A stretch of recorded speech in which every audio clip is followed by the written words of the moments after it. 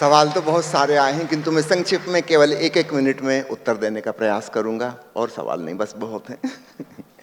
एक मित्र ने पूछा है, हठ योग, राजयोग, भक्ति योग, ज्ञान योग, सांख्य योग इत्यादि में सर्वश्रेष्ठ कौन है? सर्वश्रेष्ठ का निर्णय इस प्रकार नहीं होता। आप एक मिठाई की दुकान में हलवाई के पास जाकर नहीं पूछते कि कलाकंद, गुलाब जामुन, पेड़ा, बर्फी, बूंदी, इसमें सर्वश्रेष्ठ कौन है। आपकी रुचि के अनुसार है। आपको गुलाब जामुन अच्छी लगती है, गुलाब जामुन सर्वश्रेष्ठ है। आपको पेड़ा अच्छा लगता है तो पेड़ा श्रेष्ठ है। ठीक ऐसे ही ध्यान की विधियां अपने आप में श्रेष्ठ या निकृष्ट नहीं है। आपको जो रुचिकर लगे आपके लिए वह है। ये कोई सार्वजनिक घोषणा नहीं है कि सबके लिए, वो आपके लिए है। आप एक जूते की दुकान नहीं पूछते कि 6 नंबर का कि 7 नंबर का, 8 नंबर का कौन सा जूता श्रेष्ठ है। आप पहन पहन के देख लो, जो आपके लिए फिट बैठ जाए वो श्रेष्ठ है। ये आपकी बात है। ओशो की एक किताब का टाइटल है when the shoe fits. Fit हो गया, बात खत्म हो गई। दूसरा प्रश्न है कि ध्यान के द्वारा प्रेम, करुणा आदि की उपलब्धि कैसे होगी, इसकी निष्पत्ति क्या है? थ्योरेटिकल सवाल नहीं पूछे, आप कीजिए। हमारे भीतर जागृति और प्रीति दो तत्व हैं जो परस्पर विकसित होते हैं, होश और प्रेम। ओशो कहते हैं संन्यास के पंछी के 2 पंख हैं, होश और प्रेम। तुम कहीं से शुरू करो, दूसरा अपने आप साथ आ जाएगा। चलो पंख की बात की छोड़ के अपन 2 कदमों की बात करते हैं। आपके 2 पैर हैं, आप इसकी बहुत चिंता में नहीं पड़ते कि किस पैर से शुरुआत करें। आप अच्छा उठ के खड़े होते हो, चलने लगते हैं। कुछ लोगों का हो सकता है बाएं पैर पहले पड़ता हो, कुछ लोगों का दाहिना पैर पहले पड़ता हो, पर इससे फर्क क्या पड़ता है? जिसका बायां पैर पहले उठा है, पीछे से उसका दाहिना पैर अपने आप आएगा। ये कोई चिंता करने योग्य बात ही नहीं। असली बात है चलो बैठे ना रहो। तो कोई मित्र अपने भीतर की सद्भावनाओं का विकास कर सकते हैं, पाएंगे उनके भीतर संवेदनशीलता और जागरण बढ़ने लगा, ध्यान घटित होने लगा। कोई व्यक्ति ध्यान से शुरू कर सकते हैं और वे पाएंगे प्रेम और करुणा भाव पीछे पीछे आ गए। अगला सवाल है, can we have the education system as seen by Osho, visioned by Osho? धीरे धीरे उस दिशा में बात आगे बढ़ रही है, क्योंकि ये सबको समझ में आ गया कि वर्तमान शिक्षा प्रणाली इज ए टोटल फेल्यूर। ये सबको समझ में आ गया, लेकिन अल्टरनेट क्या है इसका, वो कोई नहीं खोज पा रहा। और ओशो चूंकि स्वयं एक प्रोफेसर थे और उस जमाने में उन्होंने जो प्रवचन दिए हैं अनेक विश्वविद्यालयों में जाकर, वो सब संकलित हैं। एक किताब शिक्षा में क्रांति में और दूसरी किताब है सम्यक शिक्षा। और आज के शिक्षाविद ओशो की इस शिक्षा के प्रति जागृत हो रहे हैं कि कैसे उसको प्रैक्टिकली लागू करें। आपको मैं समाचार देना चाहूँगा, इस साल की शुरुआत में 2025 में भावनगर गुजरात की एक यूनिवर्सिटी में ओशो के साहित्य को कोर्स का हिस्सा बनाया गया है।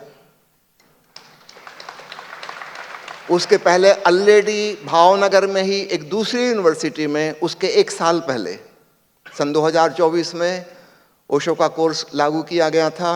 और आपको हैरानी होगी जानकर, वहाँ ग्रेजुएशन के उस तल पर 10 सब्जेक्ट्स थे जिसमें से स्टूडेंट चॉइस कर सकते थे।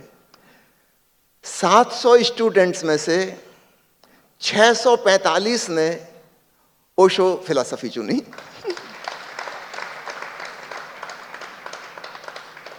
अभी हमारे कुछ मित्र प्रयास कर रहे हैं दिल्ली में इग्नू यूनिवर्सिटी जो है इंदिरा गांधी के नाम से, वहां पर भी ओशो कोर्स लागू करने के लिए।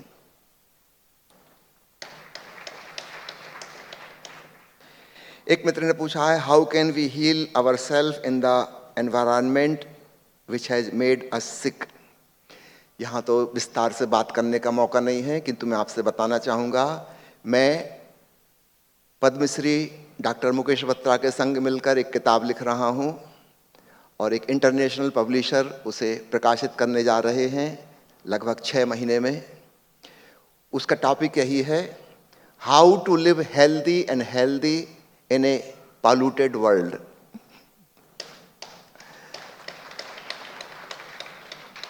एक मित्र ने पूछा है, निर्भय क्षमता बढ़ाने के लिए हम क्या करें? हम डरते क्यों हैं, भय क्यों है? क्योंकि हमें सब तरफ से मृत्यु घेरे हुए है। स्पष्ट दिखाई दे चाहे ना दिखाई दे, हमें पता है किसी भी क्षण हम समाप्त हो सकते हैं। डर तो लगेगा। अब इसका उल्टा अभय को उपलब्ध होना है तो कैसे होंगे? काश हमें पता चल जाए अपने अमृत स्वभाव का, अपने चैतन्य का, जो अविनाशी, अजन्मा और अमृत है। ओशो ने अपनी समाधि पर लिखवाया, नेवर बॉर्न नेवर डाइड।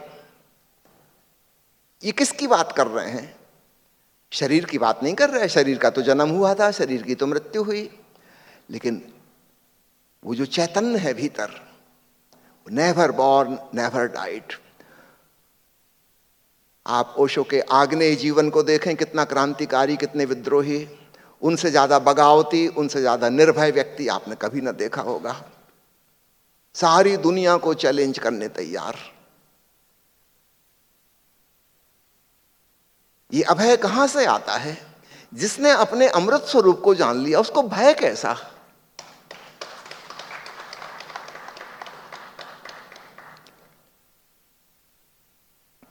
एक मित्र ने पूछा है कि स्वयं में अर्थात अपने भीतर खुश कैसे रहें? स्वयं को जानकर इसके अलावा कोई उपाय नहीं है। फिर आपको कुछ करना नहीं पड़ता खुश रहने के लिए। हमारा जो चैतन्य है वह आनंदमय है, ये उसका गुण है।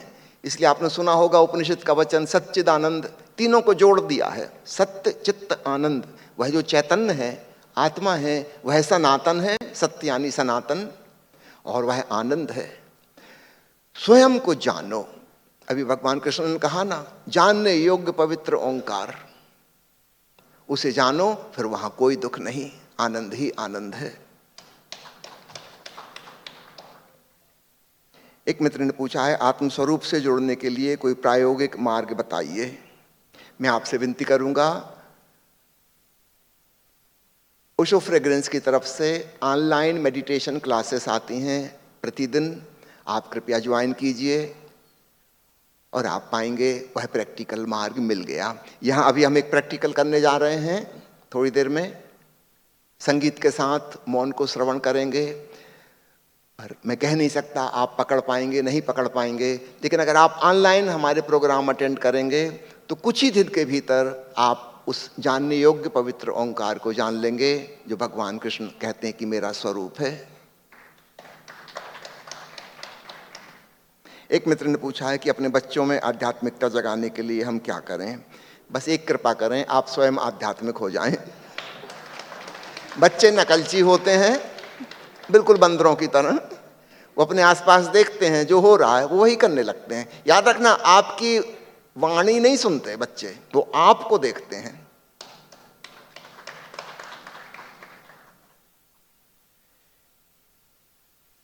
हम अपने आप को कैसे पहचाने, किसी ने पूछा है। आईने के सामने खड़े होकर।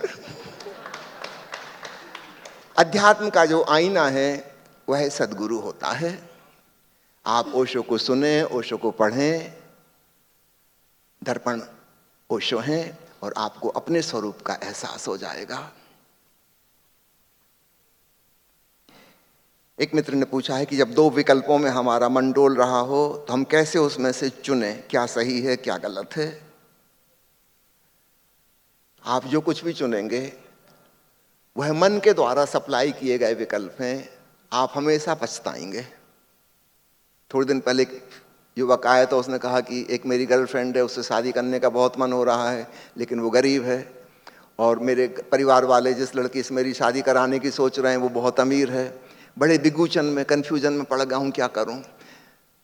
मैंने कहा तुम कुछ भी करो, जिंदगी भर तुम पछताओगे। प्रेम नहीं मिलेगा, अमीर लड़की मिल जाएगी, तब तुम प्रेम के लिए भूखे तरसोगे, और अगर प्रेमिका से शादी कर लोगे तो जब धन की जरूरत पड़ेगी तब बहुत पछताओगे। तुम्हारी जिंदगी में पश्चाताप ही लिखा, तुम कुछ भी करो। इस छोटी सी घटना से समझना, मन हमेशा संशयपूर्ण है। वह हमेशा दो बातें कहता है। मन कभी एक बात कहता ही नहीं, और आप कुछ भी करो हमेशा पश्चाताप होगा, रिपेंटेंस की भूल हो गई। अब तीसरी बात समझना, मन के साक्षी बनो। मन आपकी दो बातें कह रहा है, ये कर लो, ये कर लो, आइदर आर। आप दोनों के साक्षी हो जाओ, तब आप स्वयं में चैतन्य में स्थित हुए, मन के द्वंद्व से पार चले गए, निर्द्वंद हुए, और वहां से जो अंतः प्रेरणा आएगी, इंट्यूशन आएगा, वो आपकी आत्मा की आवाज होगी, और उसकी पहचान है वो हमेशा एक होती है, उसमें दो बातें नहीं आती।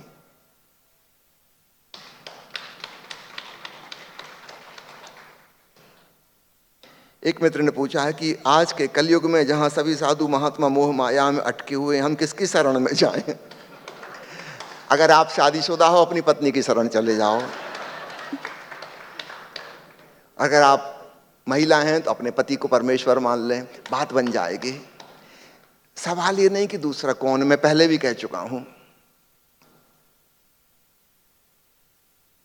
सवाल ये नहीं है कि दूसरा, कि आप उसकी जांच परख करो कि ये शरण जाने योग्य है कि नहीं है। ये भी आपका अहंकार है कि मैं किसी ऐसे व्यक्ति की शरण गया हूं जो बड़ा महान है।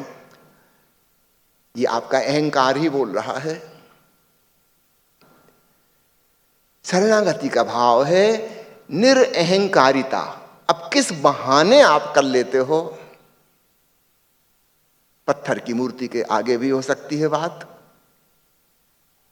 और ऐसे कोई बुद्ध पुरुष भी खड़े हों, कृष्ण और महावीर भी खड़े हों, तब भी नहीं होती। कृष्ण के जमाने में कितने लोग कृष्ण की शरण चल गए, आप मुझे बताओ, कौन चला गया उनकी शरण?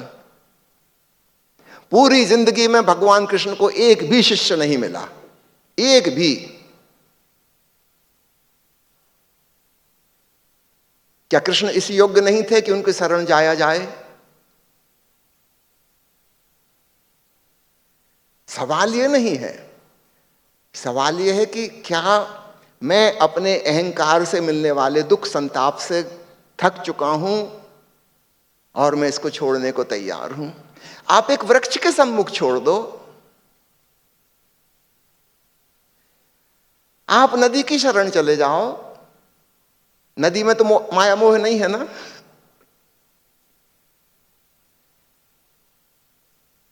अद्भुत थे हमारे पूर्वज जिन्होंने नदी को, सूरज को, चांद को, वृक्ष को देवता कहा। तुम कहीं झुक सको, असली बात यह है।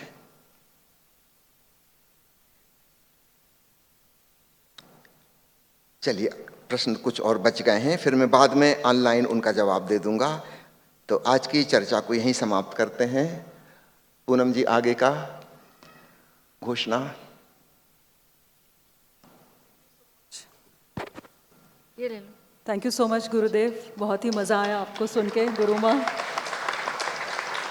अगर ऐसे हम गीता को पढ़ने जाएं तो बहुत मुश्किल होता है। एक्चुअली ये जब ये प्रोग्राम डिज़ाइन हो रहा था, मैं सोच रही थी कि टॉपिक क्या होना चाहिए, तो मैं यही सोच रही थी कि ज्ञान तो बहुत है, लेकिन जीने की कला या विजडम जो एक्चुअली जो हम कहते हैं वो कैसे आए लोगों में।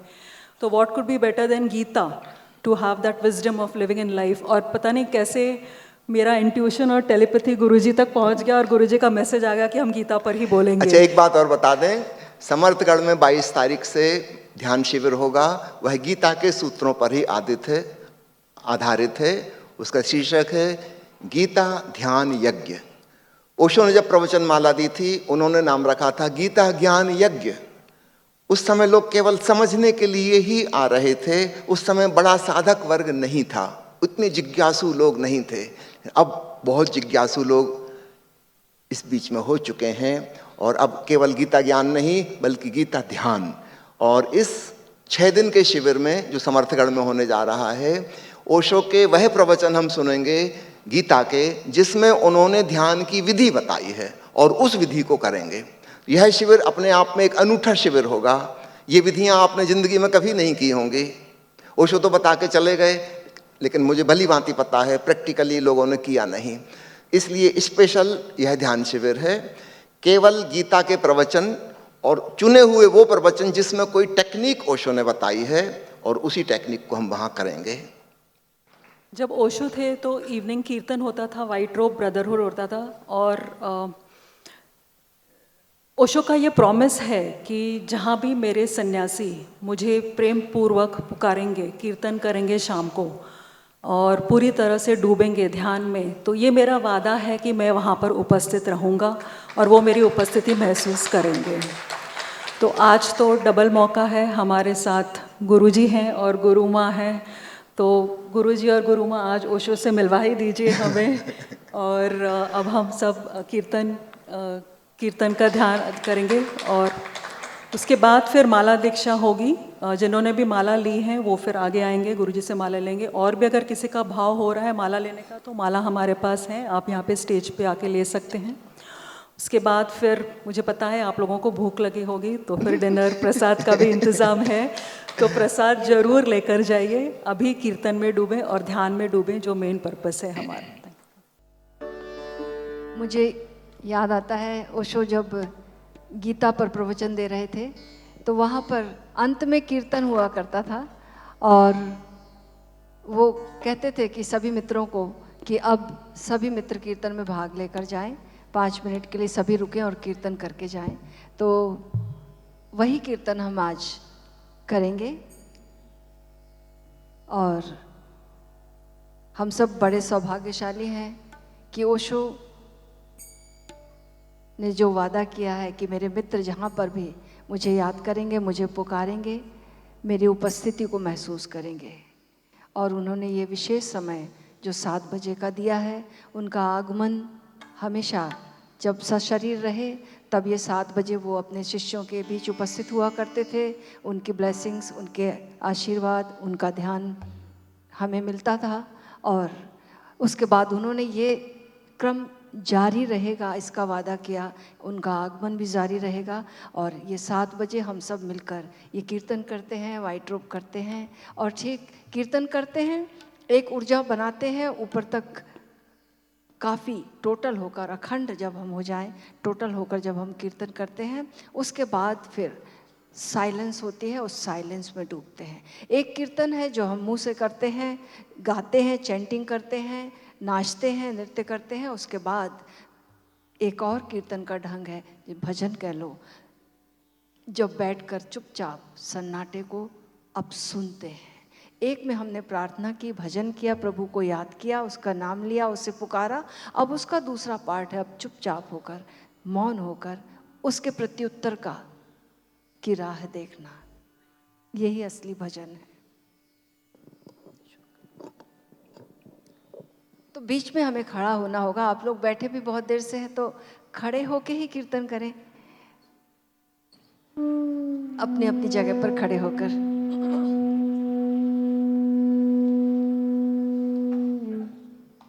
दोनों हाथ जोड़ लें, धीमी गहरी सांस और ये मधुर स्वर का श्रवण ओशो की याद में डूब जाएं।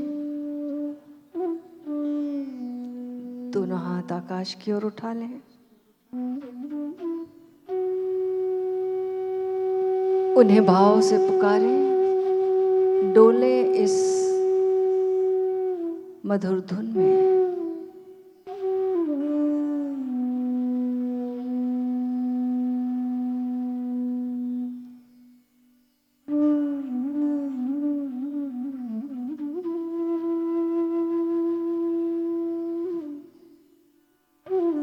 अब दोनों हाथ अपने हृदय पर रख लें। कीर्तन में सभी ताली बजाएंगे और गाएंगे।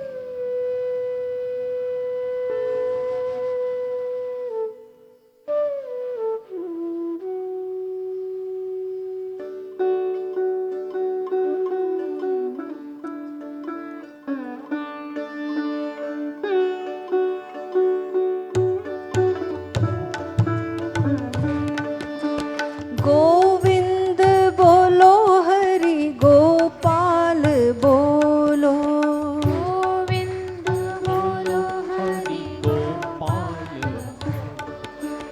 राधा रमण हरि गोपाल बोलो,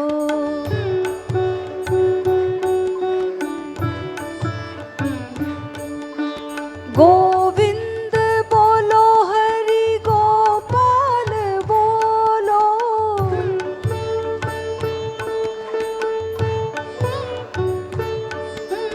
राधा रमण हरि गोपाल बोलो। आप सबकी भी आवाज गूंज जाए। गोविंद बोलो हरि गोपाल बोलो, गोविंद बोलो हरि गोपाल बोलो, गोविंद बोलो हरि गोपाल बोलो, गोविंद बोलो हरि गोपाल बोलो, राधा रमण हरि गोपाल बोलो, राधा रमण हरि गोपाल बोलो।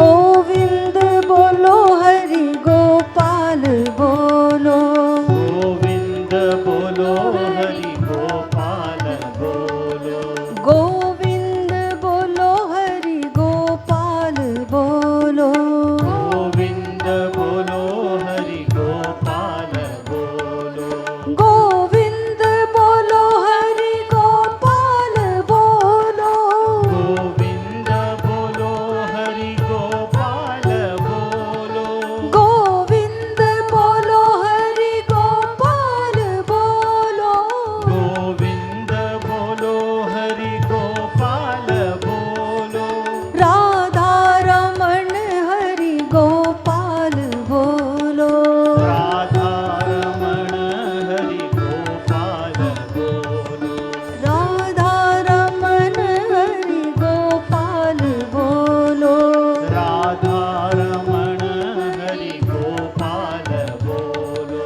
श्री कृष्ण गोविंद हरे मुरारे, हे नाथ नारायण वासुदेवा, श्री कृष्ण गोविंद हरे मुरारी, नाथ नारायण वासुदेवा, श्री कृष्ण गोविंद हरे मुरारे, हे नाथ नारायण वासुदेवा, श्री कृष्ण गोविंद हरे मुरारी, हे नाथ नारायण वासुदेवा।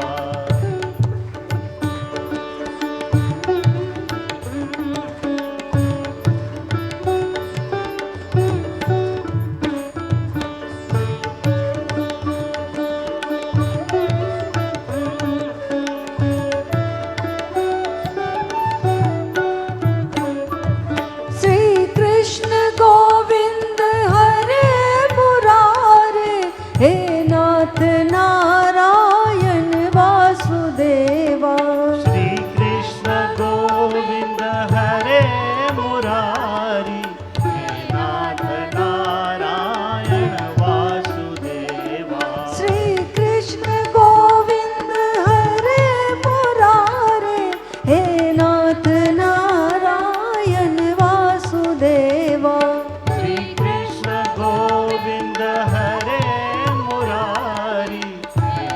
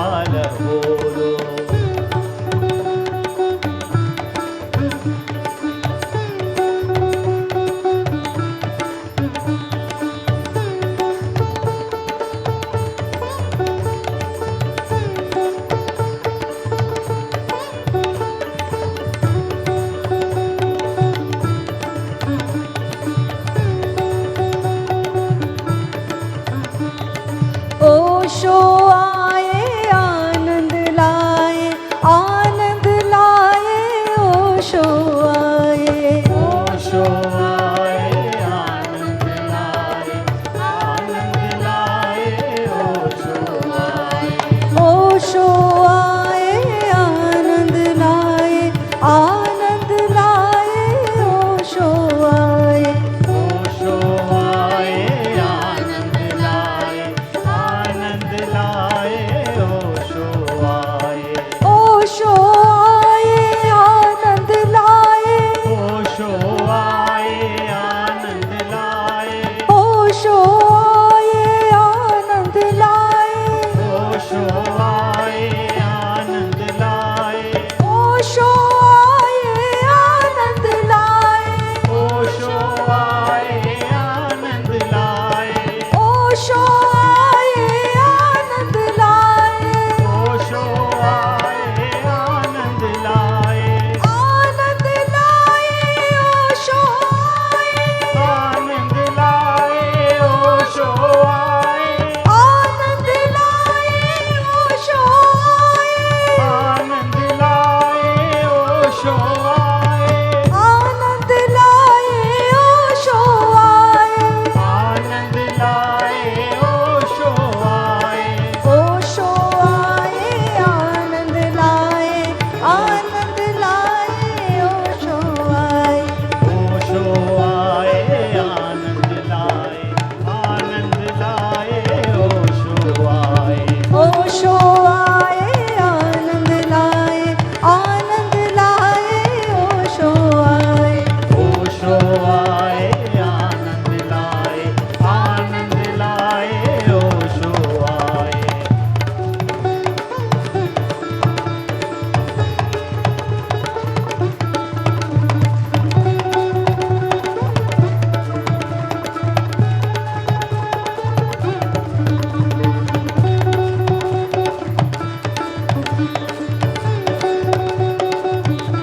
अब मन ही मन ये धुन चलने दें, मन ही मन गाएंगे, गोविंद बोलो गोपाल बोलो।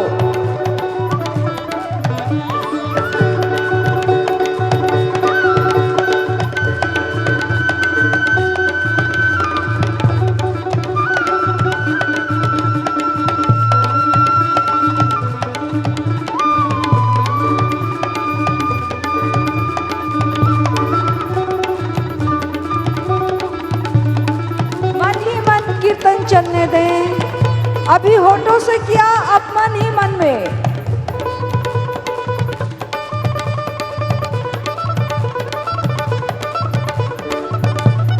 नाचे, अस्तित्व को नाचने दें अपने थ्रू।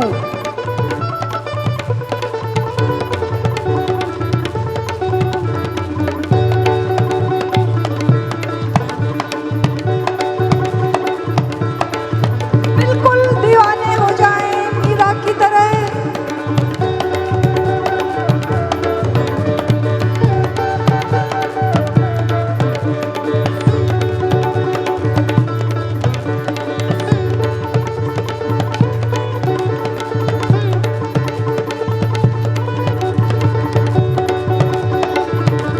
मन ही मन कीर्तन और नृत्य चलता रहे साथ साथ।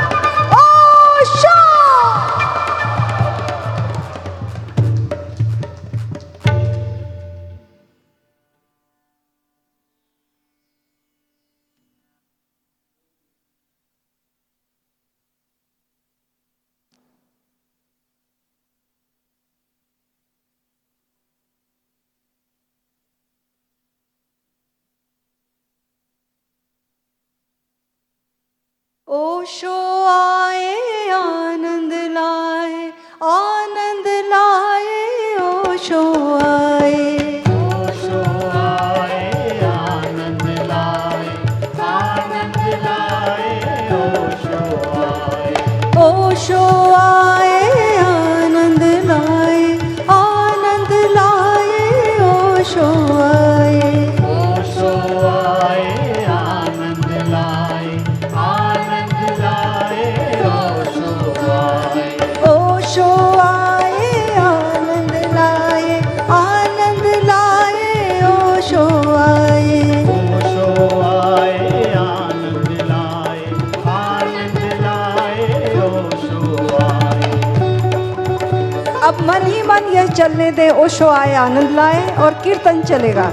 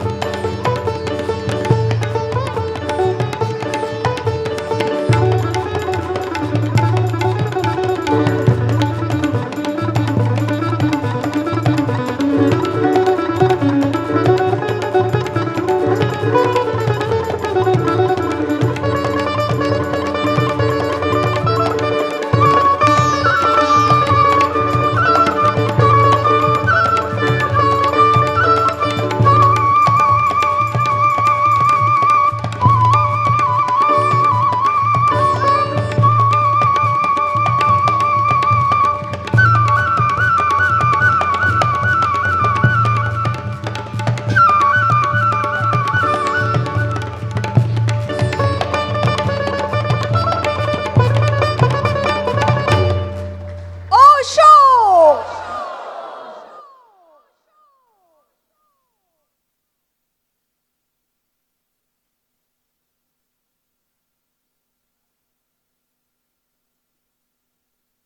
शांत बैठ जाए।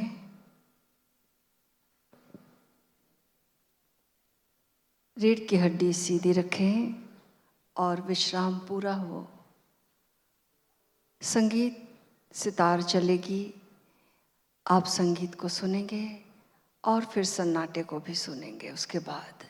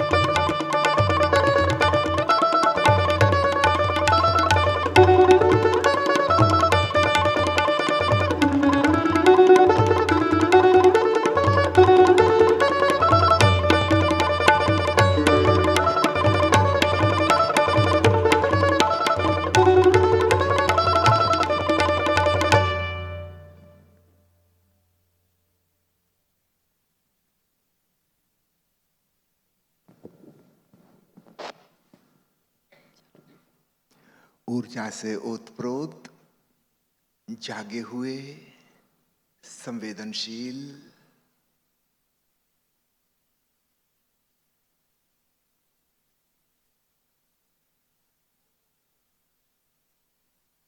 पहले बाहर के संगीत को सुन रहे थे, वह बंद हो गया, किंतु एक सूक्ष्म स्वर अभी भी गूंज रहा है।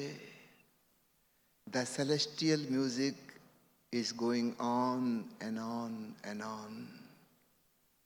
सुने।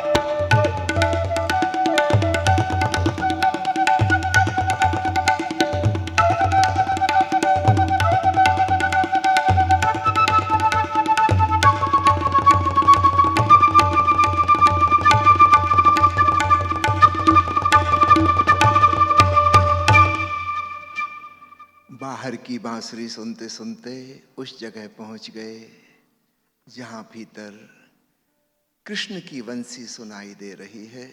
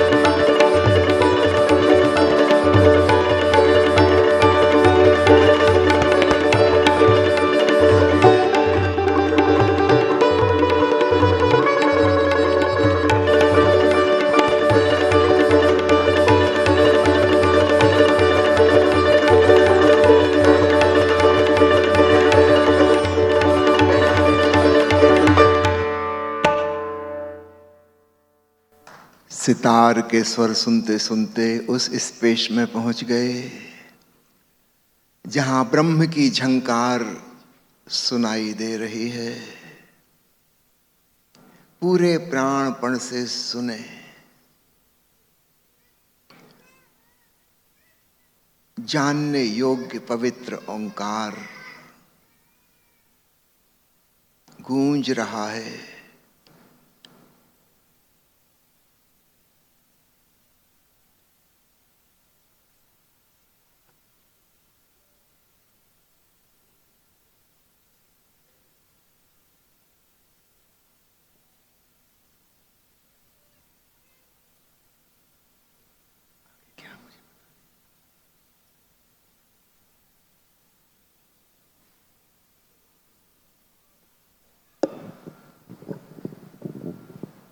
बंद आंखों से अपने भीतर जो स्पेस दिखाई दे रही है,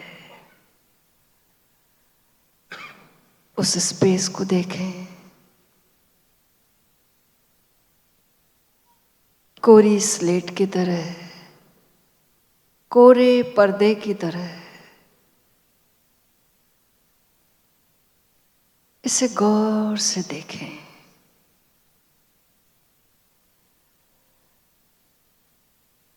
देखते देखते ये गहराई लेने लगेगी और भीतर आप एक गहराई में झांकने लगेंगे।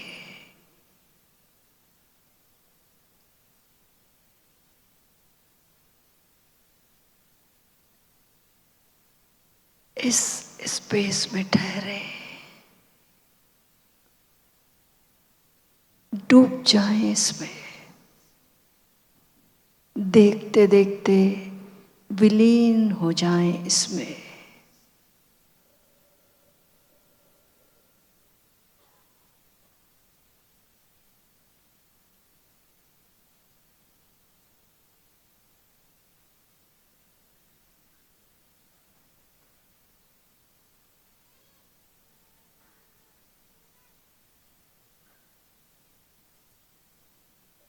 इस स्पेस में परम शांति है,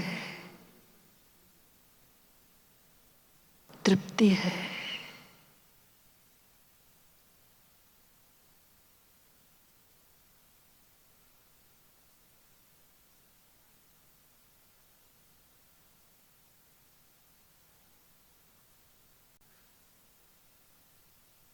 जैसे जैसे हम इसमें स्थिर होते जाएंगे, भीतर एक गूंज सुनाई देगी।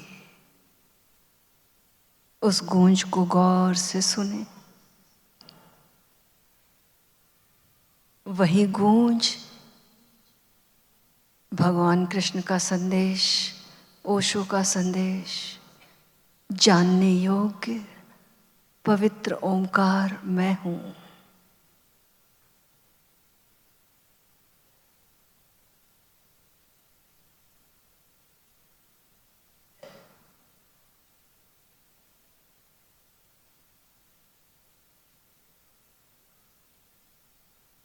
एक बारीक सी आवाज गूंज रही है। ध्यान से सुनेंगे और इस स्पेस में डूबते जाएंगे।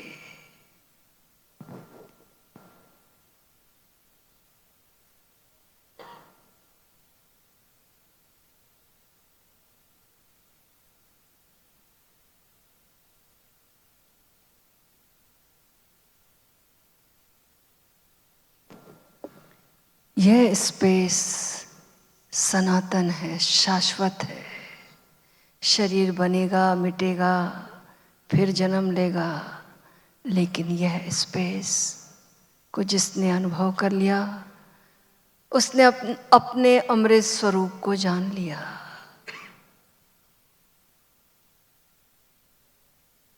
जब इससे तादाद में हो जाए कि यह मैं हूं, यही मेरा वास्तविक होना है, तब हमने अमृत की अनुभूति की।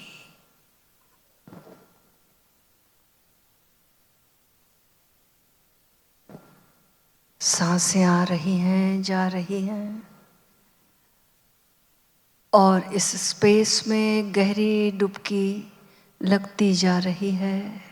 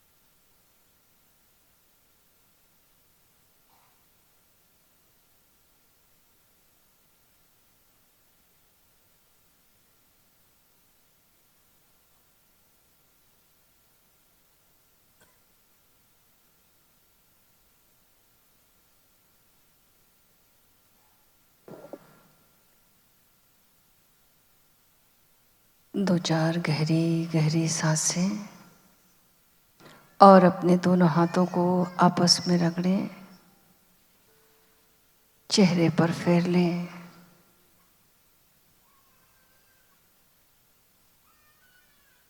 इसी के साथ ही दोनों हाथ जोड़कर अस्तित्व को धन्यवाद दें,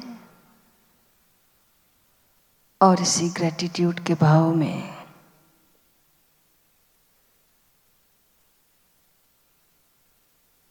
आज का सत्र, ये सत्संग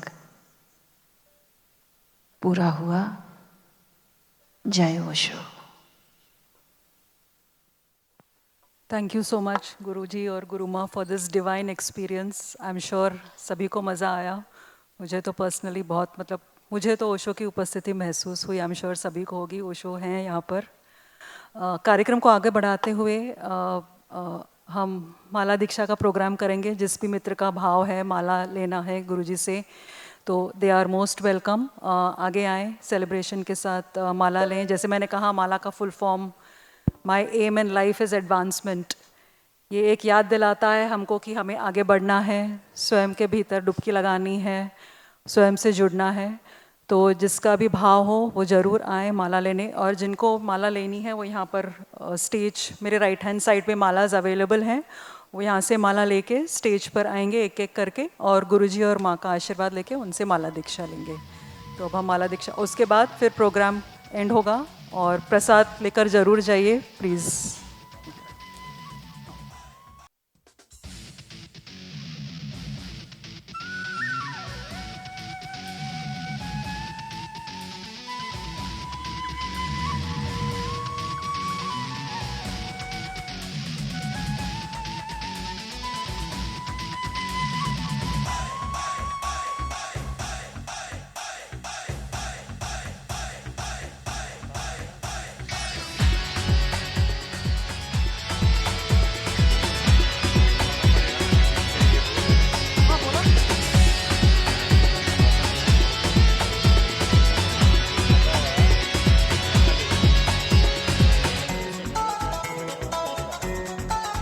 मुझको दुनिया से क्या, मुझको जन्नत से क्या, मुझको दुनिया से क्या, मुझको जन्नत से क्या।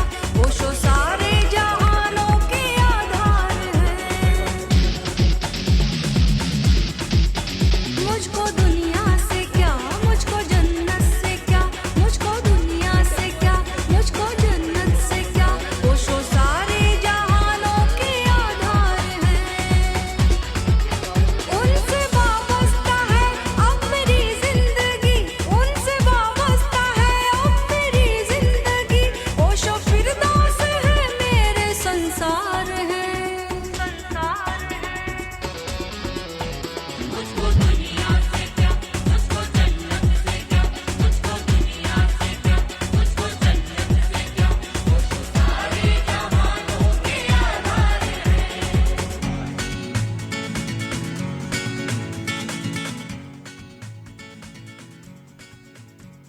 सभी मित्र प्रसाद लेके जाएंगे। डिनर का बंदोबस्त है बाहर, प्लीज़ प्रसाद लेके जाएं। कोटवानी जी से रिक्वेस्ट करूंगी कि वो 2 शब्द कहें।